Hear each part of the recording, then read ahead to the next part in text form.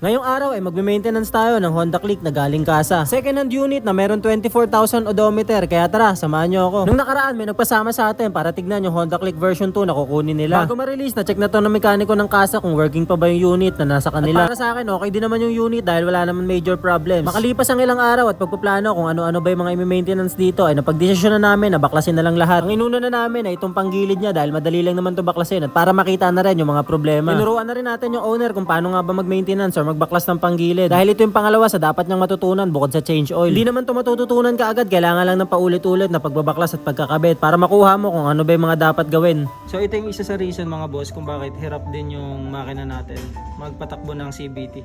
Kasi ang trabaho na itong clutch lining is pabuka nga. So dahil stock up siya, nahihirapan ibuka. Kailangan pa ng mas malakas na silinyador ng persa para mapabuka to. So yung isang part madali lang siya. Ayun. Itong dalawa or isa, hindi.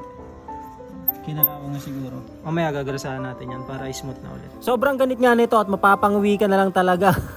At isa nga yan sa magiging reason kung bakit magiging malakas sa gas yung mga motor natin. Kaya kailangan maging smooth siya na umaangat at bumababa. Yung crank na ay may basag, siguro dahil sa pagkatumba nito, tumama at nabuta siguro. Walang malalang problema sa CVT at kailangan lang linisin. Tapos kailangan lang palitan yung mga normal na dapat palitan kagaya ng slider piece, bola at kung ano pa. Nagre-grease na rin tayo ng torque drive at gamit natin high temperature na grasa. Dahil umiinit talaga sa part na to at mahalaga na meron siyang lubrication. Dahil nga sa 24K Odo na yung tinakbo nito at mukhang stock pa yung bola nito ay nagpalit na tayong JVT. Pasok pala yung PCX na 13 grams. Lahat ng nilinis at pinalitan ay kakabit na lamang tapos testing na. Goods na goods dahil hindi pumapagpag yung belt at hindi rin umiikot yung bell. Yung first owner nito mukhang hindi pa nagalaw yung throttle body dahil nandito pa yung mga markings na pentel pen galing sa kasa. Which is good sign dahil ibig sabihin bago ipahatak tong motor na to ay wala silang pinalitan na galing sa lumang motor. At halata mo sa 24K Odo ganito lang kakonti yung alikabok kaya goods na goods pa talaga siya. Kapag nagkaroon pa ng time ay full body wash natin itong motor na to para matanggal lahat ng alikabok. 24,000 km Odo mga boss ay.